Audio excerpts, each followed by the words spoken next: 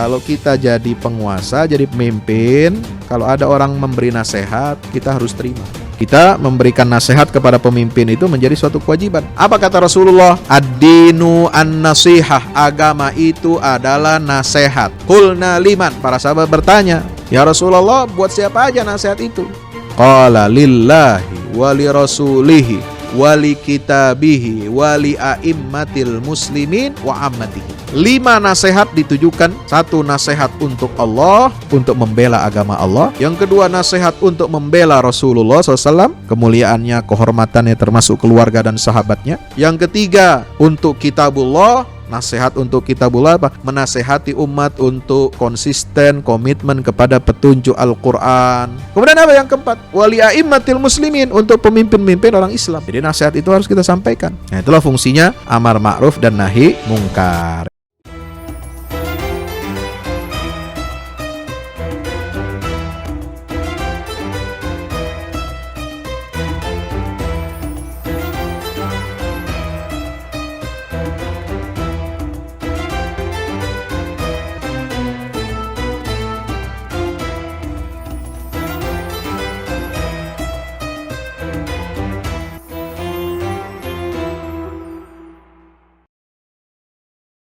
Bismillahirrahmanirrahim. Assalamualaikum warahmatullahi wabarakatuh. Alhamdulillah. Alhamdulillahi rabbil alamin wal aqibatu lil muttaqin wala udwana illa 'alal zalimin. Asyhadu an la ilaha illallahul malikul haqqul mubin wa asyhadu anna Muhammadan 'abdullahi wa rasuluh al mab'utsu rahmatan lil alamin. Allahumma salli wa sallim wa barik ala nabiyyina Muhammad wa ala alihi wa ashabihi wa man tabi'ahum bi ihsanin ila yaumiddin, amma ba'du. Subhanaka la ilma lana illa ma 'allamtana innaka antal alimul hakim. Rabbi zidni ilma warzuqni fahma. Rabbi shrah li sadri wa yassir li amri wahlul 'uqdatam min lisani yafqahu qawli. Allahumma amin. Bapak Ibu, para peserta kajian yang diselenggarakan oleh relawan Dokter Makassar. Alhamdulillah, kita bersyukur kehadirat Allah Subhanahu wa taala pada kesempatan sore hari ini kita dapat berjumpa, bersilaturahim, bertatap muka dalam keadaan sehat walafiat. Dan alhamdulillah saya baru tiba sampai di rumah ini dari perjalanan dari Jawa Timur, dari Malang. Tadi pagi saya mengisi pengajian Ahad pagi, sekaligus juga memperingati milad Persyarikatan Muhammadiyah yang ke-108 tahun di Kota Batu, Malang. Dan siang tadi baru tiba. Alhamdulillah. Salawat dan salam tak lupa kita sampaikan kepada junjungan kita baginda Rasulullah Muhammad sallallahu alaihi wasallam beserta seluruh keluarga dan para sahabatnya. Mudah-mudahan tercurah limpahkan untuk kita semua rahmat Allah. Dan mudah-mudahan kita berharap syafaat Nabi kita Muhammad SAW kelak di yaumil qiyamah. Bapak Ibu, para dokter, para medis yang saya hormati dan yang saya muliakan, saya teringat perkataan Imam Asy-Syafi'i. Imam Syafi'i yang dikenal dengan ilmunya yang luas, yang memenuhi dunia ini dengan ilmu agama, alimu Quraisy, yang nasabnya itu berasal dari Quraisy, keturunan Rasulullah SAW. Beliau ini pernah berpesan, kalau kamu ingin cari rumah, carilah di lingkungan rumah Anda itu, satu negeri itu, satu kampung itu tidak harus ada 2 orang atau 2 golongan yang memiliki profesi, satu sebagai ulama dan satu sebagai dokter. Ini Imam Syafi'i. Imam Syafi'i mengatakan, dalam satu negeri, satu kampung itu minimal harus ada 1 ulama dan 1 dokter. Kenapa demikian? Karena ulama itu bertugas untuk menjaga kemurnian agama dan mengobati penyakit-penyakit hati. Kalau dokter itu bertugas menjaga kesehatan masyarakat dan mengobati penyakit-penyakit fisik. Itu sedemikian rupa Imam Syafi'i dalam adab Asy-Syafi'i mengingatkan kepada kita pentingnya profesi dokter dan juga ulama, ya, untuk mengawal kesehatan suatu bangsa, suatu negeri, baik itu kesehatan yang bersifat fisik maupun bersifat batin. Alhamdulillah bersama saya saat ini para dokter yang terhimpun dalam Relawan Dokter Makassar. Ya, subhanallah, ini saya bersyukur sekaligus tahadus bin nikmah, berbangga dapat berbagi ilmu, berbagi nasihat, ya, dalam forum tadabbur Quran bersama teman-teman, sahabat-sahabat dan juga para guru di Relawan Dokter Makassar. Alhamdulillah, tema kita kali ini, sore ini adalah tadabbur Quran. Kita akan mentadabburi kisah Nabi Soleh. Nabi Soleh, ya, di dalam Al-Quran ini banyak kisahnya diulang dalam beberapa surat Al-Quranul Karim. Ya, tadi pagi dalam acara milad Muhammadiyah yang ke-8 di Malang, ya, di Kota Batu, saya menyampaikan tadabbur kisah Nabi Syuaib. Kenapa? Kadang-kadang karena kita lebih banyak mengupas sisi kehidupan, pelajaran, inspirasi, motivasi iman dari nabi-nabi yang populer, ulul azmi minar rusul, 5 nabi, Nuh, Ibrahim, ya, Musa, Isa, dan Muhammad SAW. Sementara nabi-nabi yang lain jarang kita kupas. Dan ternyata yang sejauh atau sependek yang saya pahami dari ayat-ayat Al-Quran, ya, munculnya Nabi Musa alaihissalam itu tidak secara tiba-tiba. Ya, memang sudah ada mukaddimahnya ketika Fir'aun mimpi yang membuat dia kalut, membuat dia resah, bahwasanya nanti kekuasaannya ini akan terganggu oleh seorang anak laki-laki dari Bani Israel. Maka dia belingsatan, ya, dia uring-uringan sampai dia perintahkan kepada semua bala tentaranya untuk membunuhi, tidak menyisakan anak laki-laki. Ya, pemuda, remaja, anak-anak, bahkan bayi yang dalam kandungan pun harus dibunuh. Ya. Dan Nabi Musa alaihissalam ini, ya, seperti tadi saya sampaikan itu, pendidikan beliau yang paling istimewa mendapatkan sibrah dari Allah secara langsung, ya, karena pendidikan dari sang ibu kandung yang melahirkannya itu tidak didapatkan secara normal dalam pengertian beliau sejak bayi, sejak dilarungkan ke Sungai Nil itu, ya, sudah diasuh oleh istri Fir'aun, Raja Mesir.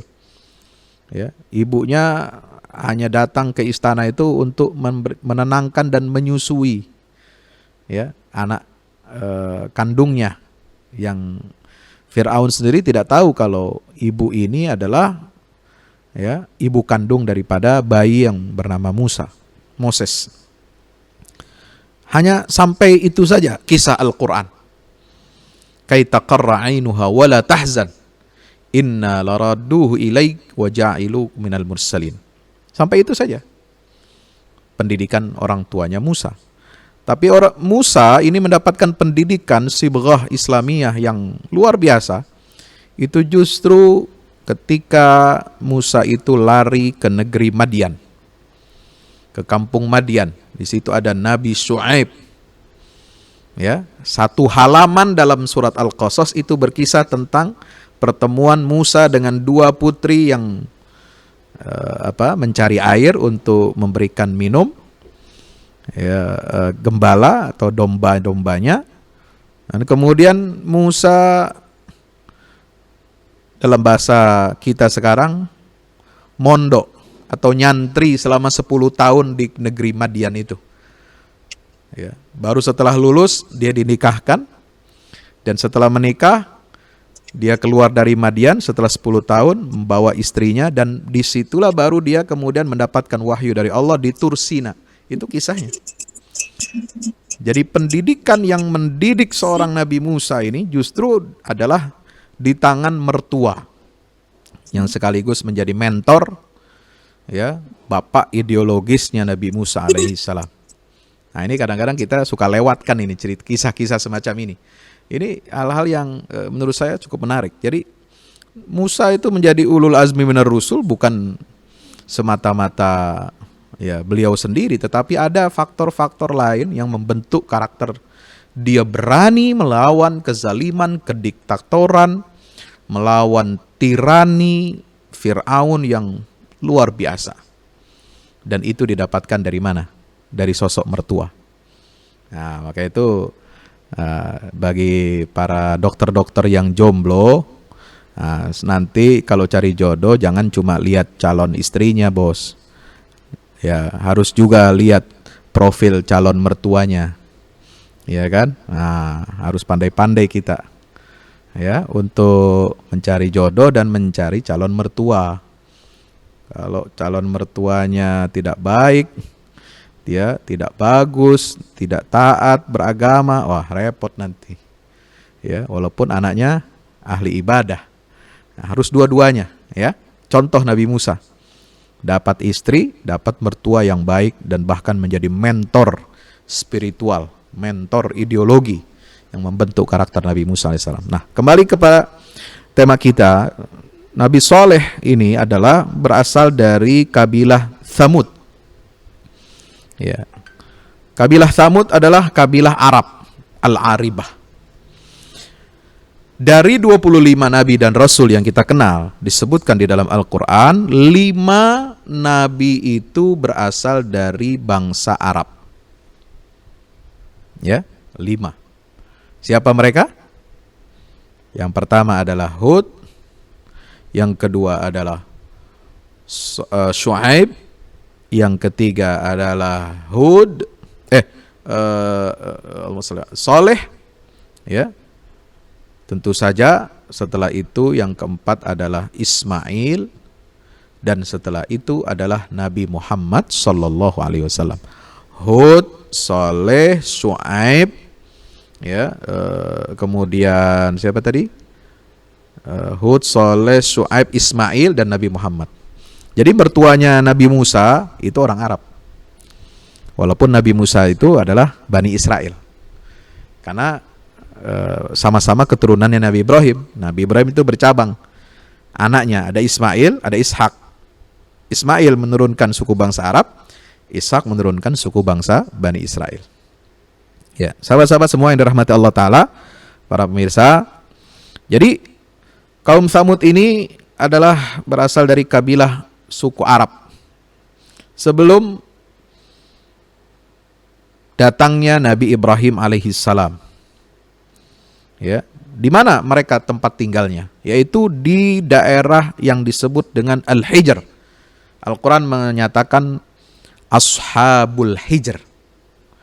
Mereka pemilik-pemilik atau yang membangun batu-batu. Al-Hijr itu batu artinya. Di mana Al-Hijr? Letaknya posisinya antara Hijaz dan negeri Syam, yaitu di Wadil Qura. Ya. Dan Rasulullah SAW seringkali melewati negeri Tsamud ini, negerinya Nabi Soleh ini, terutama ketika beliau berjalan pergi dan pulang dari perang Tabuk yang terjadi pada tahun 9 Hijriah. Jadi Tabuk itu adalah suatu daerah, nama di Yordania, nama wilayah, nama tempat di Yordania. Situ tempat perang yang berkecamuk antara kaum muslimin dipimpin oleh Rasulullah SAW langsung, yang kisahnya itu sangat heroik. Yang disebutkan dalam surat At-Taubah itu adalah Jaisul Usrah. Ya, perang yang diwajibkan oleh Allah Ta'ala langsung pada saat musim paceklik, ya, musim panas, ya, saat susah, ya, perkebunan belum sedang menunggu hasil panen, tapi orang Madinah semua harus keluar, ya. Dan karena belum panen, artinya karena masyarakat agraris waktu itu ekonomi belum bergerak, ya, ekonomi masih lesu, ya. Belum ada hasil produksi tanaman-tanaman, buah-buahan dan lain sebagainya. Nah, justru pada saat itu, ya, Allah perintahkan Rasulullah untuk pergi ke Tabuk. Untuk apa? Untuk menghadapi pasukan Romawi Timur. Ya, setelah perang Mu'tah, ya, perang Mu'tah ini sebelum Fathu Mekkah, Nabi juga sudah menghadapi pasukan Romawi Timur, tapi beliau mengutus 3 orang sahabat terbaik untuk menjadi pemimpin panglima komando kaum muslimin saat itu, yaitu siapa? Pertama, Zaid bin Haritha, Ja'far bin Abi Thalib, lalu kemudian Abdullah bin Rawahah, yang 3-tiganya ini gugur di medan perang Mu'tah. Perang Mu'tah di mana? Sama, di wilayah Yordania, dekat negeri Syam. Karena pangkalan militer Romawi Timur, Kekaisaran Romawi Timur terbesar di Asia itu adanya di negeri Syam. Maka daerah Mu'tah, Tabuk itu adalah daerah yang sangat strategis, dan mereka tidak bisa masuk ke wilayah Hijaz, ya, untuk membasmi atau memerangi negara Madinah. Itu mereka terlalu jauh jaraknya. Ya, nah, pangkalan militer inilah yang diserang oleh kaum muslimin dalam perang Mu'tah dan perang Tabuk. Nah, Nabi ketika pergi dan pulang dari perang Tabuk itu pasti melewati Ashabul Hijr, atau yang disebut dengan daerah, ya, Wadil Qura. Ya, mereka orang-orang yang dahulu ahli memahat gunung. Gunung dipahat, Pak. Jadi tempat tinggal, jadi rumah mewah, istana-istana yang megah. Itulah yang salah satu peninggalannya bisa kita lihat, bisa kita saksikan. Di antaranya, satu di antaranya, itu bukan satu-satunya. Dulu itu banyak di situ, ya, gunung-gunung bebatuan itu yang dipahat, dibangun layaknya istana-istana raja besar. Itu adalah Petra. Ya, kalau para sahabat semua yang pernah pergi ke sana itu bisa merasakan, menakjubkan sekali. Ya, bukit gunung batu dipahat sedemikian rupa, itu mirip seperti bangunan istana-istana Romawi. Ya, itu di Petra. Itu salah satunya. Nah, itu yang dilintasi oleh, makanya ada ayat Al-Qur'an mengatakan, ya, wa innakum latamurruna alaihim musbihin wa billaili afala taqilun. Surat As-Saffat, ya. Kalian itu dahulu, ya, melewati jalan itu, ya, rumah-rumah, istana-istana besar itu, ya, menjadi saksi peradaban kaum Tsamud, menjadi saksi bisu, ya, bukan saksi yang masih ada, eksis, enggak, udah mati. Ya. Tinggal istana-istananya saja, tinggal sisa-sisa, tidak ada kehidupan sama sekali. Maka itu Al-Quran mengatakan apa? Afalam yasiru fil ardi fatakuna lahum qulubu yaqiluna biha wa adhanu yasma'una biha ulaikal an'am. Bi'rim mu'attalatin wa qasrim masyid. Itu tinggal istana yang sudah tidak berpenghuni. Ya, luar biasa. Kenapa? Karena dihukum oleh Allah Ta'ala, dibinasakan mereka. Sahabat-sahabat yang dimuliakan Allah Ta'ala, Allah mengutus Nabi atau seorang Rasul, yaitu bernama Saleh, kepada kaum Tsamud ini. Dan Nabi Saleh ini mengajak kaumnya untuk menyembah Allah Subhanahu wa Ta'ala, tauhid uluhiyah. Ya. Kisah Nabi Saleh itu bisa kita temukan di dalam beberapa surat Al-Quran yang agak terperinci. Itu ada di dalam surat Al-A'raf yang pertama, surat Hud, surah Al-Hijr. Jadi surat Al-Hijr itu, ya, dinamakan Al-Hijr itu mengambil nama dari lokasi wilayah pemukiman kaum Tsamud. Al-Hijr itu ada Sebelum surat apa? Al-Isra. Ya kan? Itu ada surat Al-Hijr, kemudian An-Nahl atau An-Nahl dulu, saya lupa. Ya. Surat apa dulu, Ustaz? Ya, itu bisa kita lihat ya, antara surat Al-Isra dan surat An-Nahl itu ada surat Al-Hijr. Ya, subhanallah. Nah, sahabat-sahabat semua yang dirahmati Allah Subhanahu wa taala, kemudian lagi ada di dalam surah ya, Asy-Syu'ara. Surat Asy-Syu'ara. Lalu ada di dalam surah Fussilat. Ya. Ini 4 surat utama yang menjelaskan secara terperinci tentang bagaimana kaum Nabi Saleh ini ya menentang dakwahnya seorang nabi yang diutus oleh Allah Subhanahu wa taala kepada mereka. Ya. Ada lagi di dalam surat yang lain tetapi tidak begitu terperinci ya, yaitu ada dalam surah Al-Isra, An-Naml, Adz-Dzariyat, Al-Haqqah, surah Al-Fajr yang kita kenal. Wal fajri wa layalin ashr wasyaf'i wal watr dan sebagainya, itu ada. Kemudian alam tara kaifa fa'ala rabbuka bi'ad irama dzatil imad allati lam yukhlaq mithluha fil bilad wa thamudal ladzina jabus sakhra bil wad. Disebutkan kaum Tsamud situ. Surah Asy-Syams juga ada ya, wasyamsi wadduha wal qamari idza talaha, fa'aqarun naqata ya, itu disebutkan di situ. Surah Asy-Syams. Kemudian ada isyarat sekilas-sekilas ada dalam banyak ayat yang di surat yang lain ya. Di antaranya At-Taubah, Ibrahim, surat Al-Hajj, Al-Furqan, Al-Ankabut, Shad, Ghafir, Qaf, An-Najm dan Al-Buruj. Ya. Nah, Bapak Ibu Saudara kaum muslimin dan muslimat yang dirahmati Allah taala. Jadi dakwah yang dilakukan oleh Nabi Shalih ini untuk apa? Untuk mengajak mereka menyembah Allah. Di dalam surat Al-A'raf dimulai dari ayat 73. Ya. Wa ila thamud akhahum Shaliha qala ya qaumi ibudullaha ma lakum min ilahin ghairuh. Kepada kaum Tsamud kami mengutus Saleh sebagai saudara mereka. Jadi ini isyarat ya bahwasanya Allah mengutus seorang nabi dan rasul itu dari kalangan mereka. Memang dan Allah menyebutnya Saleh itu sebagai saudara ya bagi kaum Tsamud. Supaya apa? Dakwah ini terasa dekat, dakwah ini familiar, dakwah ini memberikan satu kesan yang positif ya, artinya tidak jauh. Ya, ketika menyebut saudara kamu, saudara mereka, itu artinya apa? Ya, Nabi Shalih ini adalah masih satu bangsa, satu tanah air, masih satu bahasa dengan kaum Tsamud itu. Ya, kalau kita ingat satu bangsa, satu tanah air, satu bahasa, kita ingat Sumpah Pemuda ya.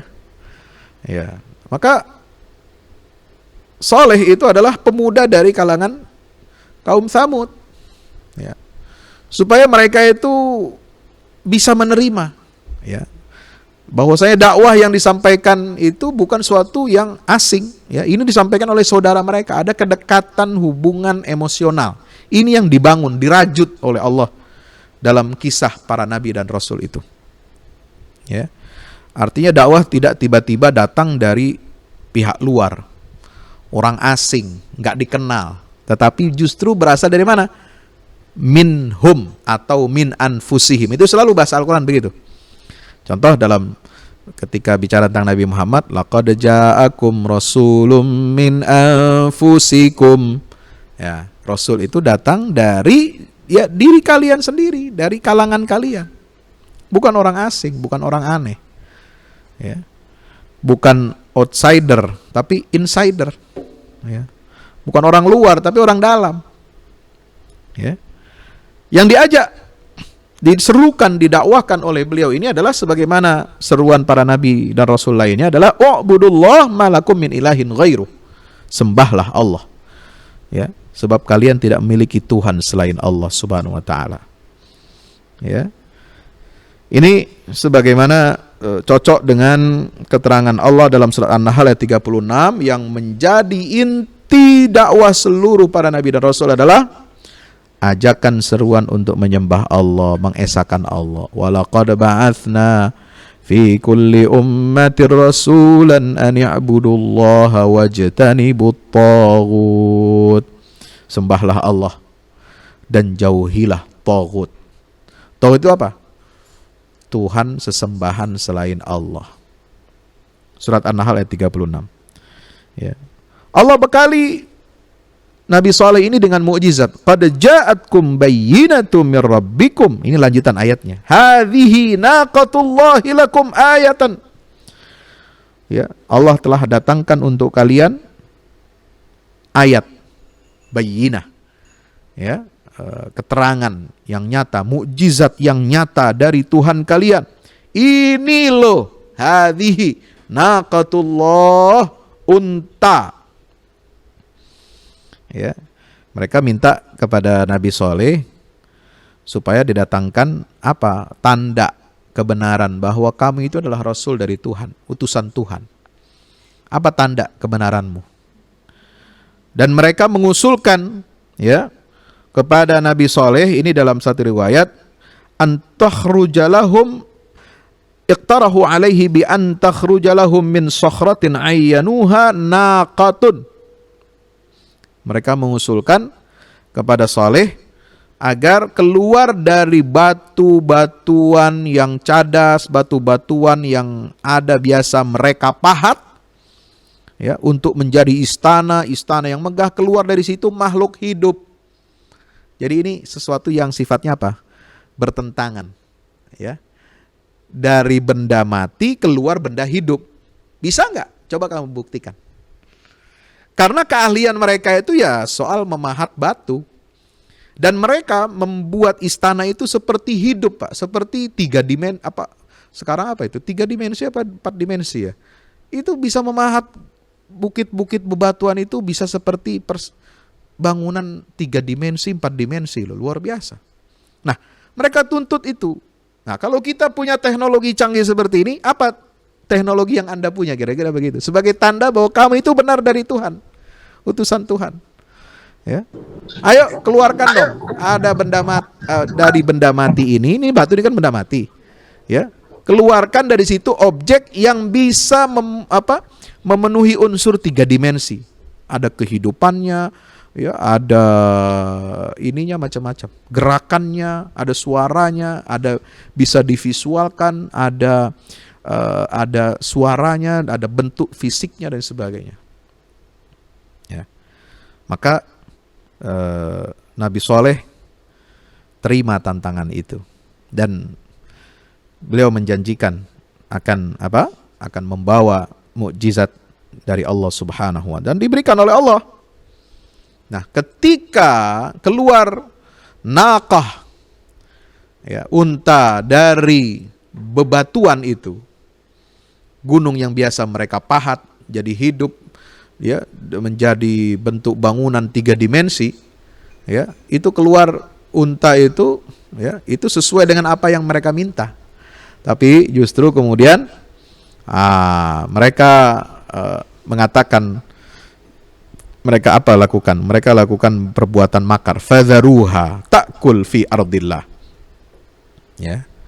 Ketika keluar unta itu, Nabi Saleh bilang kepada kaumnya, kaum Tsamud, biarkan unta ini makan dari hasil bumi yang Allah sediakan untuk kalian. Biarkan unta ini makan bebas, ya, minum. La tamassuha bisu, jangan kalian sentuh, jangan sakiti dia, unta ini. Fayakhudhakum adzabun alim. Kalau kalian sakiti unta ini, kalian akan mendapatkan siksa yang pedih. Al-A'raf ayat 73. Itu ujungnya. Ya, subhanallah, ya. Kenapa? Ada pertanyaan. Kok naqah itu diidhofatkan kepada Allah? Naqatallahi wa suqyaha. Ya. Kalau surat Asy-Syams itu kan ya, ada kita ayat sering kita baca, naqatallahi wa suqyaha fadamdama alaihim rabbuhum bidzambihim fasawwaha wala yakhafu uqbaha. Kenapa itu disebut naqatullah, untanya Allah? Ya. Dia apanya Allah? Kenapa unta itu dinisbatkan kepada Allah? Ta'ziman li sya'niha, untuk memberikan kesan pengagungan, ya, mukjizat itu karena dia bersumber dari Allah dan terjadi atas izin Allah Subhanahu wa taala. Bukan berarti unta itu adalah anak Tuhan, bukan. Atau dilahirkan oleh Allah, bukan. Tetapi itu adalah bukti kebenaran dan kekuasaan Allah Subhanahu wa taala dalam bentuk keluarnya unta yang memiliki 3 dimensi itu, hidup, nyata, real, makan, minum, kencing dia, keluar air susunya pula. Nanti kan ada kisahnya itu lanjutannya. Mereka harus berbagi. Ya. Bapak Ibu Saudara yang dirahmati Allah Subhanahu wa taala, maka di sini kanat tashrab bin bi'rin muayyanah yauman walil qaumi yaumun akhar. Ya, dalam kisah tentang unta itu minum dari satu sumur pada hari tertentu, dan di hari yang lain kaum Samud itu mengambil air dari sumur itu. Nah, ini dibagi. Jadi ada pembagian hari, giliran, digilir, ya, mana waktu hari untuk minum unta ini, mana waktu hari kaum Samud itu mengambil air, ya, menyimpan dan mereka bawa air itu untuk kepentingan kehidupan mereka sehari-hari, ya. Di mana ayat itu disebutkan? Di dalam surah Al-Qamar dan surat Asy-Syu'ara. Nah, ini soal pembagian hari, ya, kapan dari sumur itu ini khusus minumnya unta, dan hari apa bagi kaum itu minum dari sumur itu. Di dalam surat Al-Qamar, ya, disebutkan ayat 28, wa nabbihum annal ma'a qismatum bainahum kullu syirbim muhtadar fanadainahum, ya, itu disebutkan apa? Beritahukanlah kepada mereka bahwasanya air ini, sumber air ini itu menjadi qismatum bainahum, dibagi hari untuk kalian kapan, dan hari untuk unta ini minum kapan. Demikian pula dalam surat Asy-Syu'ara 155 disebutkan hadhihi naqatul laha syirbun walakum syirbu yaumin ma'lum. Ya, pembagian hari itu masih berkaitan itu. Nah, maka itu, ya, Nabi Saleh setelah mendatangkan mukjizat dari Allah Subhanahu wa taala dan dengan izin Allah mendatangkan mukjizat seperti yang mereka minta, bahkan lebih dahsyat. Kalau cuma mahat batu gunung, ya, jadi istana itu biasa, ya. Itu bukan makhluk hidup, tapi memang punya dimensi-dimensi seperti, ya, dia nyata, keren gitu. Tapi ini makhluk hidup betulan keluar dari batu, dari benda mati. Ini kan lebih dahsyat. Ya. Luar biasa. Mereka tercengang. Ya. Nah, maka Nabi Saleh mengingatkan kepada kaum Samud nikmat-nikmat dari Allah Subhanahu wa taala yang banyak telah digelontorkan oleh Allah kepada mereka. Supaya apa? Tujuannya supaya mereka ini sadar.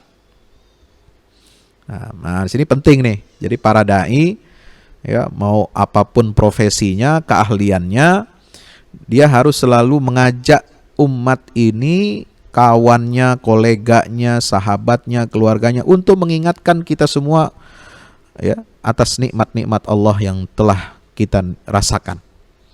Maka Nabi Saleh mengingatkan mereka bagaimana?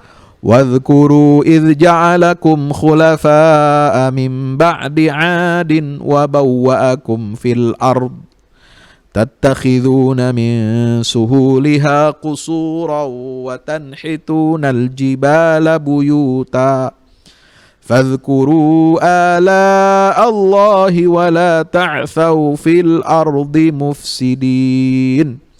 Surah Al-A'raf ayat 74 itu, ya. Ingatlah, ya, ketika Tuhanmu Allah Jalla Jalaluh jadikan kalian ini sebagai khalifah, sebagai penguasa-penguasa, sebagai pengelola bumi setelah hancurnya kaum Ad. Ya, kaum Ad sudah hancur. Ya. Jadi setelah hancur satu kaum, Allah berkehendak untuk memunculkan kaum lain untuk mengelola bumi, memakmurkan bumi. Tetapi mereka ini silih berganti dimunculkan oleh Allah sebagai khalifah di muka bumi. Ya, tetapi mereka tidak sadar, mereka tidak ingat, bahkan ingkar terhadap nikmat Allah yang begitu luar biasa. Mereka terus mengingkari dan silih berganti itu pula mereka dihancurkan dan dibinasakan oleh Allah. Sebagai peringatan bagi umat manusia yang datang setelah mereka. Ya. Maka itu Nabi Soleh itu mengingatkan kaum Tsamud, itu loh lihat. Ya. Kaum Ad. Ya. Yang diserukan, didakwahkan oleh Nabi Hud, sama-sama bangsanya dengan kalian, bangsa Arab. Ya kan? Hud, Soleh, Syuaib, Ismail, Muhammad, itu 5 nabi dari bangsa Arab. Mereka sama-sama bangsanya dengan kita, bahasanya dengan kita, warna kulitnya sama dengan kita, adat istiadatnya sama dengan kita. Mereka dulu dihancurkan oleh Allah Subhanahu wa taala. Kenapa kalian tidak mau menyadari, belajar dari kesalahan dan kekeliruan orang sebelum kalian? Mestinya kan jadi pelajaran. Ya. Apalagi Allah sudah menjadikan kalian ini sebagai apa? Khalifah setelah hancurnya kaum Ad. Ya. Dan Allah tempatkan kalian wabawwa'akum fil ard. Allah berikan kalian potensi yang dahsyat. Bawwa'akum fil ard. Bagaimana potensi itu? Tattakhiduna min suhuliha qusura. Kalian bisa jadikan ya dari batu-batu itu menjadi istana-istana. Kalian pahat gunung-gunung, wa tanhitsunal jibala buyuta, menjadi rumah-rumah. Fadhkuru ala Allah. Ya, rumah itu kan perlu ventilasi ya Pak ya. Perlu sirkulasi udara, perlu stabilisasi tahan gempa, kemudian macam-macam itu teknik. Itu urusannya insinyur ya, teknik sipil. Gimana mestinya rumah itu dibangun, konstruksi itu. Tapi dari gunung itu mereka bangun rumah itu, sirkulasi udara tidak terganggu, bagus, dan cahaya matahari bisa masuk. Ya, sehingga orang bisa hidup di situ, bisa nyaman di situ, bisa berkegiatan di situ. Ini kan luar biasa. Bukan hanya keahlian, kepandaian mengkonstruksi bangunan, tetapi juga mereka punya keahlian teknologi bagaimana sirkulasi udara, cahaya matahari bisa masuk, ya, tidak pengap, kemudian tidak lembab, itu semua bisa mereka ciptakan. Bayangkan, itu ribuan tahun yang lalu. Ya. Ini sudah diciptakan, sudah mereka buat sedemikian rupa. Fadhkuru ala Allah. Ingatlah nikmat-nikmat Allah. Wala ta'tsaw fil ardi mufsidin, dan jangan kalian berbuat kerusakan di muka bumi. Ya. Bapak Ibu Saudara yang dirahmati Allah taala, maka selalu diulang pesan Allah, la ta'tsaw fil ardi mufsidin. Kalau dalam ayat yang lain surat kisah tentang Nabi Nuh, wala tufsidu fil ardi ba'da islahiha. Nabi Hud, la tufsidu fil ardi ba'da islahiha. Nabi Syuaib juga sama. Ya, pesannya adalah jangan berbuat kerusakan di muka bumi. Apa kerusakan di situ maksudnya? Ya, sementara tafsir yang dimaksud dengan al-fasad fil ard itu adalah mencakup 3 hal. 1, perbuatan dosa atau maksiat. Yang kedua, kezaliman, ya, itu al-fasad. Ya. Yang dimaksud fasad itu perbuatan dosa, kezaliman terhadap sesama, kezaliman terhadap Allah, kezaliman terhadap lingkungan hidup, itu bagian dari fasad. Bukan fasad rumah ya. Itu istilah fasad rumah itu buat teknik sipil, itu artinya apa itu? Buat gambar depan belakang itu fasad itu ya. Tapi yang disebut fasad dalam Al-Quran ini adalah mencakup 3 hal. 1, perbuatan dosa. Yang kedua, permusuhan, agresi kepada sesama, ya, kepada alam lingkungan hidup ini kita serang, ya. Kita musuhi dengan cara bagaimana? Ya, eksploitasi yang berlebihan, ya. Kita rusak alam ini, itu bagian dari apa? Permusuhan kita kepada alam semesta. Kalau kita memusuhi alam semesta, maka berarti kita ikut memusuhi Allah Subhanahu wa taala. Ya. Allah ciptakan bumi ini seimbang.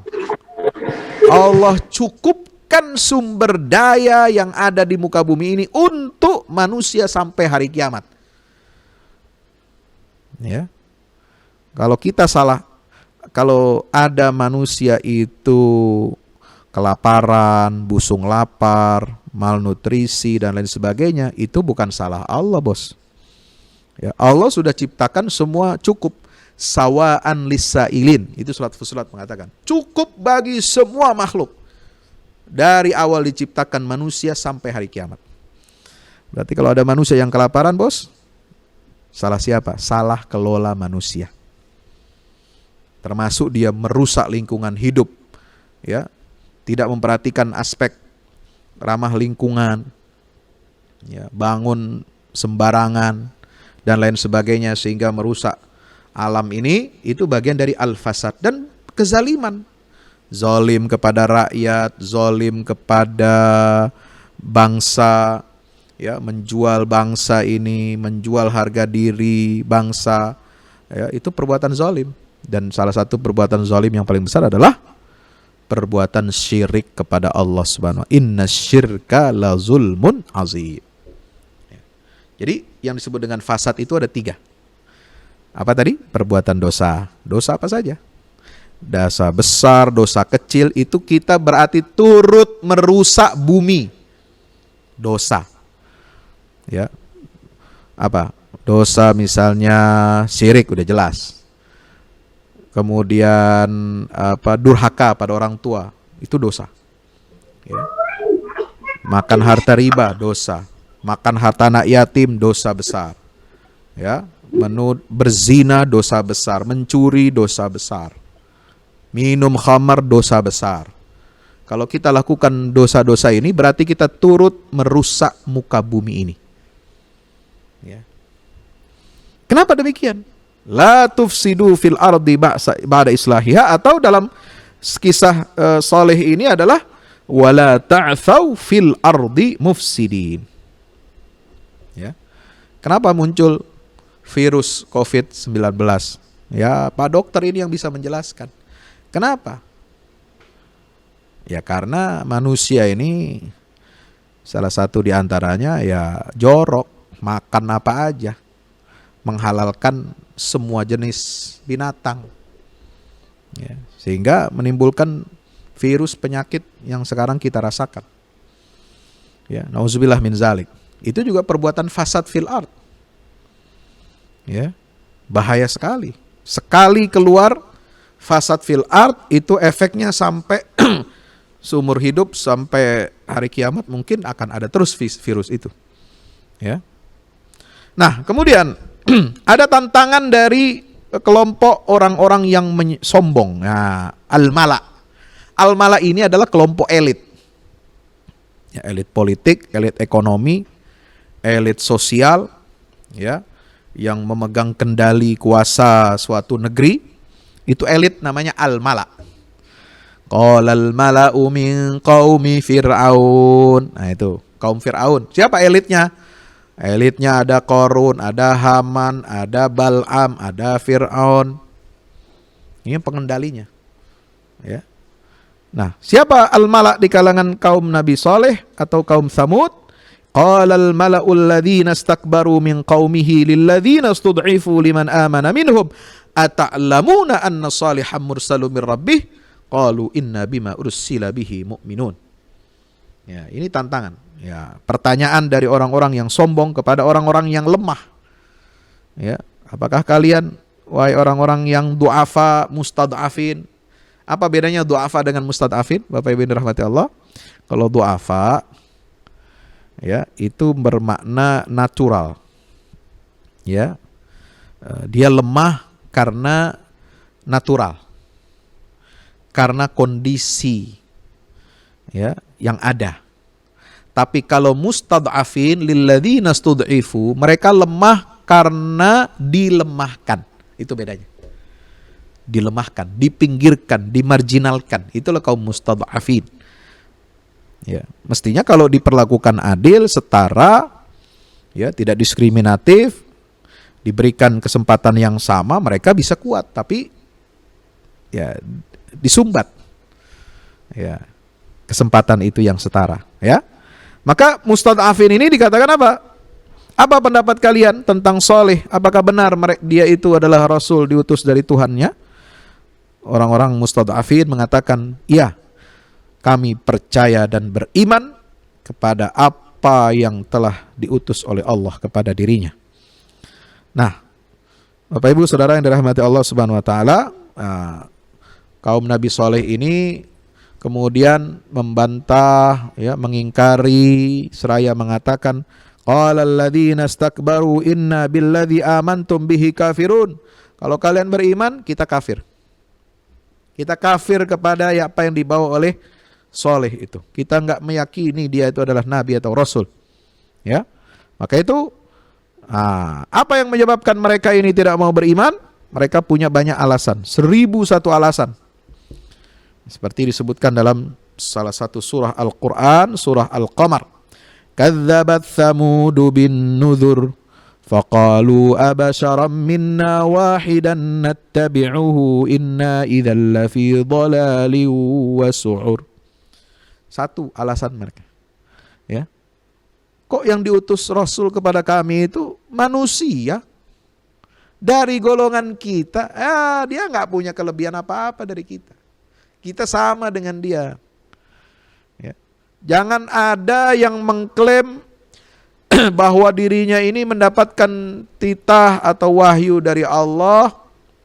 Jangan-jangan dia mengklaim itu hanya jadi alasan untuk bisa mengendalikan dan mengatur kita-kita ini. Kita jadi budaknya dia. Kita nggak mau. Emang siapa dia Saleh? Ya. Dia nggak ada lebih unggul daripada kita. Ini rata-rata semua kaum para nabi dan rasul terdahulu mengatakan demikian. Ya, itu sama-sama manusia kok dengan kita. Aulqiya dzikru alaihi min bainina bal huwa kadzdzabun asyir. Apakah telah disampaikan kepada dirinya peringatan, ya, atau wahyu itu di antara kita, hanya dia saja yang terpilih. Bal huwa kadzdzabun asyir. Oh, itu orang pendusta. Ya, nauzubillah min zalik. Nah, itu jawabannya. Maka Nabi Saleh mengatakan apa? Ala tattaqun inni lakum rasulun amin fattaqullaha wa ati'un. Wa ma as'alukum alaihi min ajrin in ajriya illa ala rabbil alamin. Asy-Syu'ara 144 145. Ya. Bapak Ibu yang dirahmati Allah taala, Nabi Saleh mengingatkan kepada mereka, tidakkah kalian mau bertakwa kepada Allah? Sungguhnya aku ini adalah Rasul, ya, yang dipercaya untuk mengemban risalah ini, diutus aku kepada kalian. Maka bertakwalah kepada Allah, lalu ikuti aku. Ya, Nabi Saleh nggak bilang sembahlah aku, ya, jadikan aku dipertuan oleh kalian, tidak. Tapi sembahlah Allah, bertakwalah kepada Allah, tunduk patuh kepada hukum Allah, dan ikuti nasihatku. Taati nasihatku. Ya. Nabi dan Rasul itu bukan ingin cari kekuasaan, bukan ingin cari jabatan. Tapi tugas mereka adalah ingin menyelamatkan manusia dari kehancuran. Ya. Maka itu mereka minta hanya satu, takwalah kepada Allah dan taati nasihatku. Aku tidak minta kalian upah. Dari kalian upah, enggak. Upah aku itu adalah, ya, hanya aku minta dari Allah Subhanahu wa taala. Berupa apa? Pahala. In ajriya illa ala rabbil alamin. Ayat berikutnya mengatakan apa? Atutrakuna fi ma hahuna aminin fi jannatin wa uyun wa zuru'in wa nakhlin tal'uha hadim wa tanhituna al-jibala buyutan farihin fattaqullaha wa ati'un. Masya Allah. Ya, sahabat semua yang dirahmati Allah Ta'ala, di situ disebutkan ya bagaimana Nabi Saleh berhujjah di hadapan kaumnya, kaum Tsamud, dalam surat Asy-Syu'ara ya ayat 146 sampai ayat 152. Nah itu. Atutrakuna fima hahuna aminin. Ya, atutrakuna fima hahuna aminin fi jannatin wa uyun. Apakah kalian ini dibiarkan begitu rupa? Ya, untuk apa? Tutrakuna fima hahuna aminin. Apakah kalian dibiarkan seperti itu? Untuk apa? Tidakkah kalian belajar dari nikmat-nikmat yang telah Allah berikan kepada kalian? Apakah kalian akan tinggal di tempat ini selama-lamanya dengan aman? Ya. Menikmati kebun-kebun, jannat, uyun, mata air, wazuru', tanaman-tanaman, ya. Pertanian-pertanian, wa nakhlin, kurma tal'uha hadim, ya, subhanallah. Kurma yang bagaimana? Ya, kurma yang lebat, ya, mayangnya. Wa tanhituna minal jibal, kalian kemudian memahat dari gunung-gunung itu menjadi rumah-rumah yang mewah. Kalian bisa tinggal di dalamnya, ya, yang rumah itu menjadi rumah yang kokoh. Fattaqullaha wa ati'un. Takwalah kalian kepada Allah dan taati aku. Wala tuti'u amral musrifin. Jangan kalian mengikuti perintah orang-orang yang berbuat israf. Pemimpin-pemimpin yang musrifun. Nah, di antara tafsirnya, al-musrifun itu adalah pemimpin yang berakhlak buruk. Suka melampaui batas dan suka berbuat israf. Israf itu apa? Wala takunu minal musrifin. Ya kan? Al-Quran mengatakan, wala tusrifu. Innallaha la yuhibbul musrifin. Jadi kalau ada pemimpin yang suka, ya, berlebih-lebihan, suka menjual, melego, ya, kekayaan alam, tidak disisakan buat anak cucu nanti generasi pelanjutnya, nah itu masuk dalam kategori amrul musrifin. Ya, padahal sudah diingatkan, kalian ini nggak akan selama-lamanya.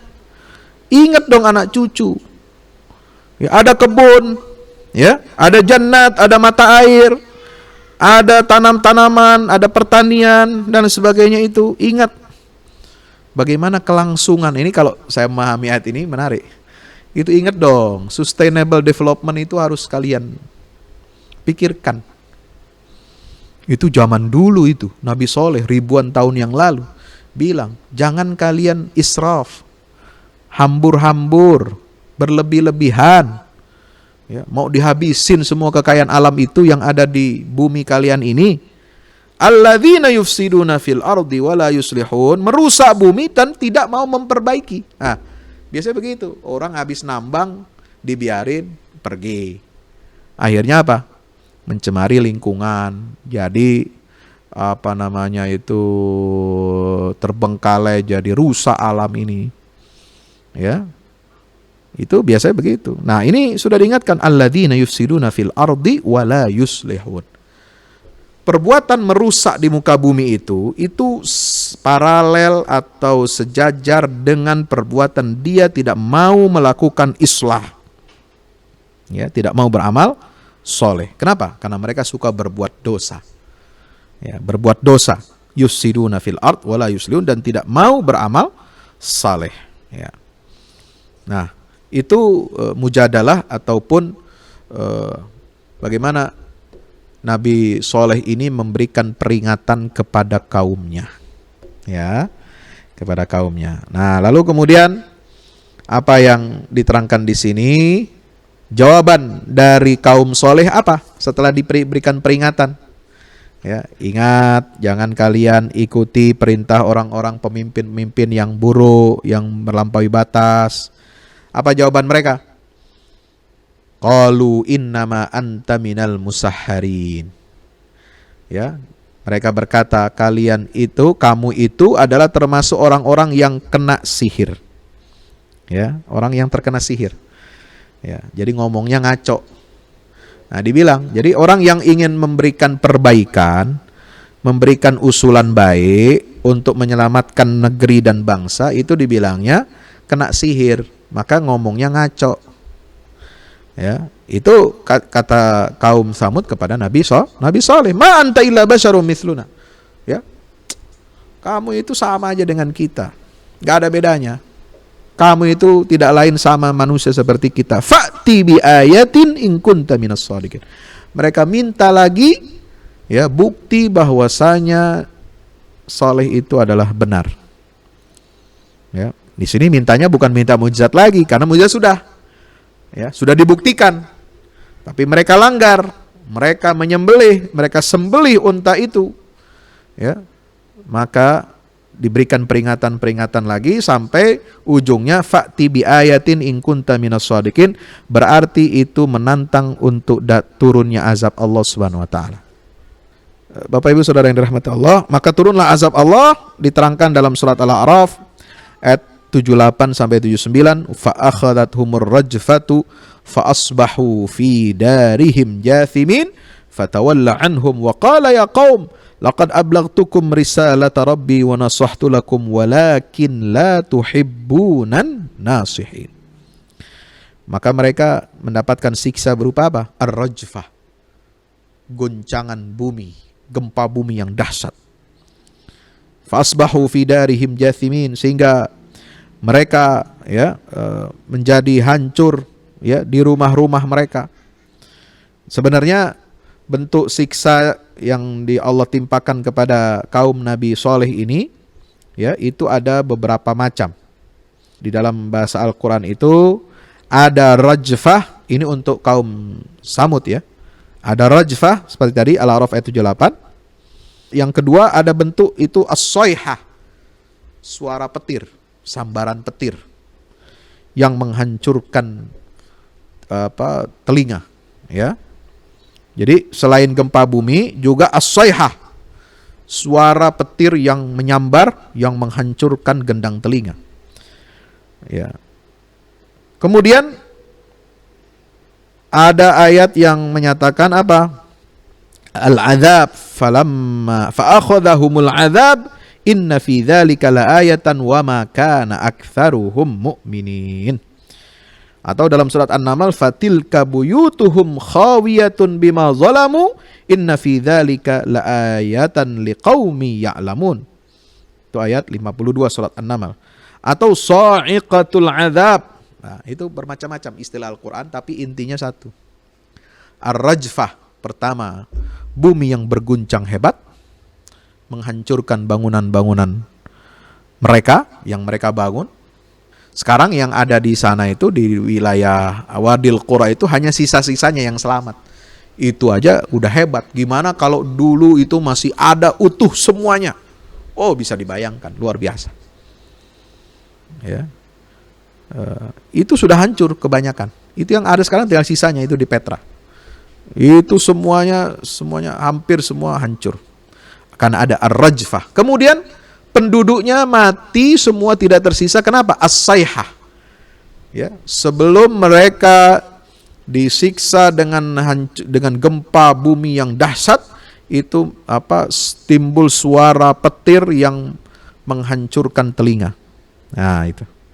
Maka rumah-rumah mereka akhirnya kemudian apa? Khawiyatun. Ya, hancur. Rumah-rumah mereka hancur disebabkan apa? Perbuatan mereka yang zalim. Nah, Bapak Ibu Saudara yang dimuliakan dan dirahmati Allah Subhanahu wa taala, ada satu yang menarik di dalam kisah Nabi Soleh ini bersama kaumnya, itu adalah nasihat dari Nabi Soleh. Ya qaum laqad ablagtukum risalata rabbi. Aku telah sampaikan risalah dari Tuhanmu. Aku berikan nasihat kepada kalian dengan tulus, tapi kalian tidak suka orang-orang yang memberikan nasihat. Nah ini, hati-hati ya, kalau kita jadi penguasa, jadi pemimpin, kalau ada orang memberi nasihat, kita harus terima. Ya, memang antara kritik dengan nasihat memang agak beda-beda tipis. Tapi sebenarnya kritikan bisa juga kita sampaikan dalam bentuk nasihat untuk perbaikan. In uridu illal islah. Itu. Prinsipnya kan seperti itu, ya. Bapak Ibu yang dirahmati Allah taala, kita memberikan nasihat kepada pemimpin itu menjadi suatu kewajiban. Apa kata Rasulullah? Ad-dinu an-nasihah, agama itu adalah nasihat. Qulna liman, para sahabat bertanya, ya Rasulullah, buat siapa aja nasihat itu?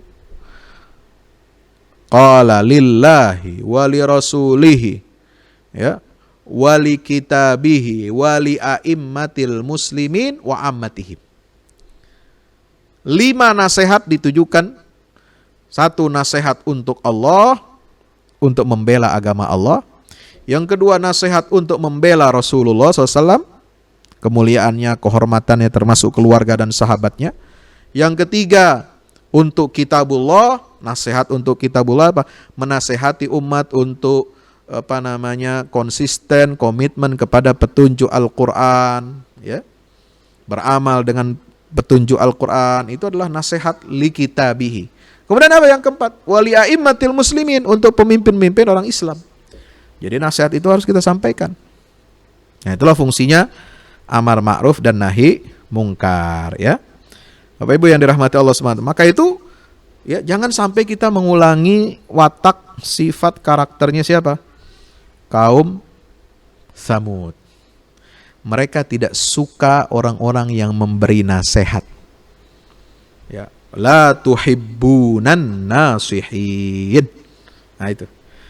Apa yang menyebabkan mereka ini sampai sedemikian rupa, ya, melakukan kerusakan-kerusakan? Satu ayat yang menarik untuk kita kaji adalah itu surah An-Naml ayat 48.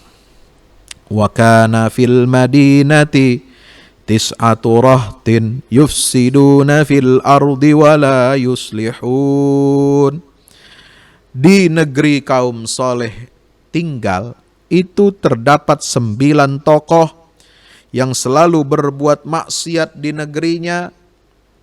Ini pemimpin. Pemimpin kalau maksiat lebih bahaya dampaknya daripada rakyat kecil, rakyat biasa bermaksiat.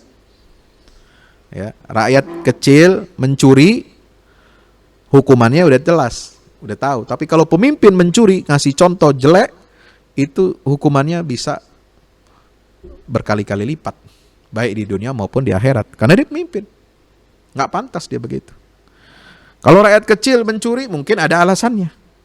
Tapi kalau pemimpin, apa yang kurang? Gaji sudah, tunjangan sudah, rumah dinas ada, mobil dinas ada, tunjangan HP ada, bos. Ya, fasilitas transportasi kelas 1, mau pesawat, mau kereta, mau naik darat dan lain sebagainya. Apa yang kurang? Maka kalau dia masih mencuri juga, korupsi juga, sudah hukum mati saja. Ya, tidak usah potong tangan lagi, hukum mati orang seperti ini. Pemimpin, ya, beri jadi contoh. Rakyat kecil mencuri mungkin ada alasannya, walaupun sama-sama buruk, maksiat kepada Allah. Ya, tapi kalau pemimpin nggak ada ampun. Nah, ini perbuatan ini yang diprovokasi oleh 9 pemimpin elit yang ada di negeri Tsamud. Kana fil madinati tis'atu rahtin yufsiduna fil ard. Mereka berbuat kerusakan, selalu berbuat maksiat, berbuat dosa, melakukan permusuhan dan kezaliman merajalela. Ya. Wala yuslihun, dan tidak mau beramal saleh, tidak mau memperbaiki diri, ya, dirinya maupun negerinya. Qalu taqasamu billahi lanubayyitannahu wa ahlahu thumma lanaqulanna liwalihi ma syahidna mahlika ahlih wa inna lasadiqun. Kaum Saleh berkata, wahai Saleh, mari kita bermubahalah dengan menyebut nama Allah. Ya, ini orang kafir mubahalah juga ngajak. Ya, taqasamu billah. Ya. Jadi aneh juga ini. Sebut nama Allah, ayo kita mubahalah deh. Kami akan membunuh ya Saleh dan keluarganya. Kami akan berkata kepada kaum kerabatnya bahwa kami tidak tahu menahu tentang orang-orang yang membunuh Saleh dan keluarganya. Sungguh kami adalah orang-orang yang memberikan kesaksian dengan benar. Wa makaru makran wa makarna makran wa hum la yash'urun. Ya. Mereka kaum Saleh itu mengatur tipu daya, maka Allah membalas tipu daya mereka itu tanpa mereka sadari. Jadi kalau sudah Allah turun tangan, ya Allah membuat siksa kepada orang-orang kafir, itu enggak ada yang bisa menahan dan tidak ada yang bisa meringankan dosa-dosa mereka. Ya, Allah alam bisawab, mudah-mudahan bermanfaat ya bagi kita. Kisah-kisah Nabi dalam Al-Qur'an ini harus menjadi apa?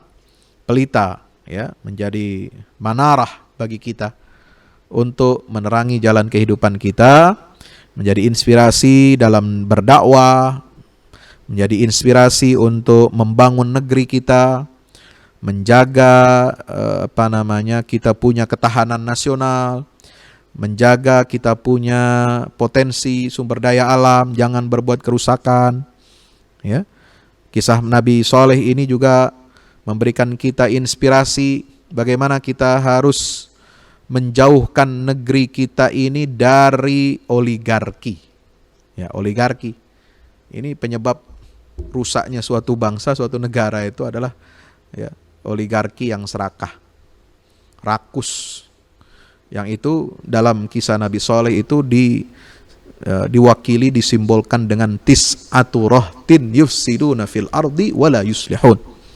9 elit pemimpin yang suka berbuat maksiat dan menebarkan maksiat merajalela, dan tidak ada yang berani untuk membantah apalagi menghentikan perbuatan maksiatnya. Wallahu a'lam bishawab. Wassalamualaikum warahmatullahi wabarakatuh.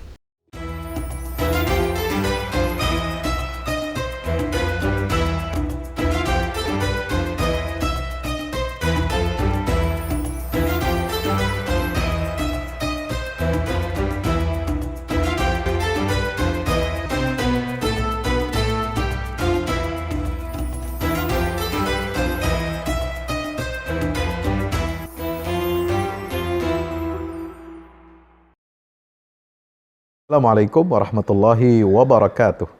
Teman-teman yang dimuliakan Allah Ta'ala, kami memang masih baru, tetapi kami ingin berkontribusi besar juga untuk dakwah ini. Sebagaimana sahabat Rasulullah Hassan bin Thabit yang berjuang untuk surga, maka kami juga betul-betul merindukan surganya Allah Subhanahu wa Ta'ala. Dalam catatan sejarah, hanya Hassan bin Thabit inilah yang memiliki mimbar di samping mimbarnya Rasulullah Sallallahu Alaihi Wasallam. Di mimbar itu dia membela kehormatan agama Allah dan Rasulnya. Di mimbar itu dia membela Islam. Di mimbar itu dia menyampaikan keunggulan dan kemuliaan agama Allah dan Rasulnya.